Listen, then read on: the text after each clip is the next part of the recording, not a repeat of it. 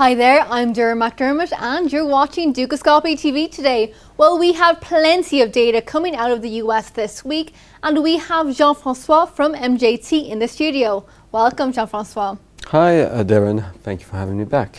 So you were leading towards exhaustion and current trends last week. So where exactly do you stand right now?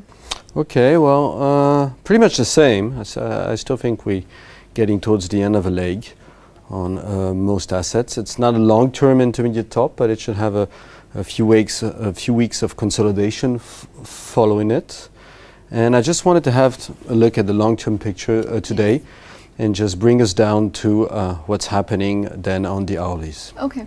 So we're looking at the weeklies here, and we are on a mosaic where we have euro dollar, cable, Australian dollar, gold, dollar Swiss, dollar yen, the 3 months S&P Treasury, and the 3 months Treasury bonds. Sorry, the 3 months S&P future. And as we can see, well, the S&P future and the euro dollar have been trending up now for most of the year. They're basically pro-cyclical. They follow what growth is expected in the economy. And we could say a bit of the same thing about the cable, which has had a bit of a downtrend earlier this year, but which has been moving up nicely since. Now let's focus on Australian dollar, gold and treasuries, and they have been mostly liquidity driven. And basically we have seen that the tapering expectations have had quite a strong effect on them.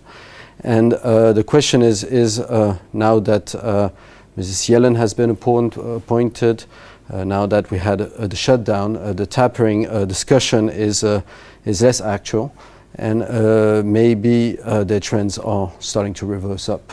So we're going to have a closer look on the shorter term, on the daily. And basically on the daily, as you could see, euro dollar, cable and the S&P are nicely trending up. They're getting a bit overextended or exhausted.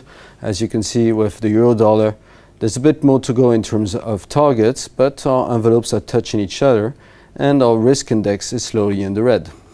I'm going to focus on euro dollar later on, but I'm going to quickly go through the other assets. The pound is pretty much the same story. Also the risk index is in the red. And on the markets, well, the risk index is approaching the red. There's a bit more to go, but it is in expensive territory. Now focusing back on the laggards or the liquidity driven items, which were Australian dollar, gold and treasury bonds. As for now, we could see that they have been correcting up, at least quite significantly for Australian dollar and treasury, but they're still in what we call a corrective move, meaning the moves that we have seen are relevant of what would be a correction. They haven't gone impulsive yet, which means that we cannot affirm at this stage that the long-term trend has reversed up. What is interesting to see is that both the dailies on the stronger assets are getting close to levels which could mark an intermediate top. And on these lagging assets, basically, we're coming close to the upper end of these corrective boundaries. These usually are strong resistance levels. And so in this respect, it's getting expensive on the stronger markets, and it's quite close to resistance on the lagging markets. So we would believe that we would be in a nice position to see at least a correction down over the next few weeks.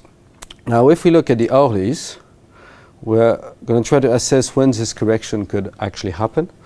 And if you see here, well, the euro dollar, and we'll probably focus on it first, also still an uptrend over the long-term weekly, still an uptrend over the medium-term daily, and the hourly is slowly getting into levels in terms of the oscillator and in terms of the stress of the envelopes and in terms of the targets, which are leading towards exhaustion. And so in this respect, we would expect an hourly correction over the next week or so. And basically a correction usually has the potential to bring you back towards the bottom end of our envelope. So towards the 137 below down to 136 level. Now, if we go back to that, we'll probably have a quick view at what we think could happen over the next week by looking at our trader's view. It's a shorter term view, a combination of a 60 minute, a 15 minutes and a 4 minutes. And what we can see here is that the 60 minutes is also quite overextended. You can see the oscillator has been in the red for quite some time. The envelopes are touching each other repeatedly. They started to turn and the potential has been achieved. And we can see that it's slowly turning already on the 15 minutes and on the 4 minutes. So in this respect, we believe that this week could lead into the initiation of a consolidation pattern. Now, if we go quickly back to the mosaic and look at the other assets on an hourly basis, there's probably a bit more potential on sterling. And so let's have a quick look at it on the cable. And here you can see that we have a bit more to go and a bit more to go here on the hourlies. Let's look at the trader's view to see if we have a different story there. Well, also quite close to exhaustion and it's starting to correct down. On the 4 minutes you can see that it is accelerating. So that's something very much different here. And so finally you could see Australian dollar starting to roll over, a bit more potential on gold, but on the other hand the move up on treasuries is also exhausted. On stocks, also a bit more to go, but we're slowly getting into levels which are leading to quite good pricing. Now, just focusing quickly on dollar Swiss and dollar yen, it's the reverse position pretty much of what we have on euro dollar, and they are, and let's take dollar Swiss here, they are very much oversold on the short term. Here we look on the hourlies. If you look here, the oscillator is in the green, the envelopes are touching each other. They haven't turned yet, it means the envelopes are still heading down, but they have reached a potential. So also here, a potential over the next few days for a correction up. So a lot of news coming out of the US, and it should lead the US dollar to correct up a bit, euro to correct down a bit, and could lead in a bit of instability in the equity markets. Jean-François, thank you very much. Thank you for having me. And thank you for watching Dukascopy TV today. Now do stay tuned for more Forex analysis and economic updates. Goodbye for now.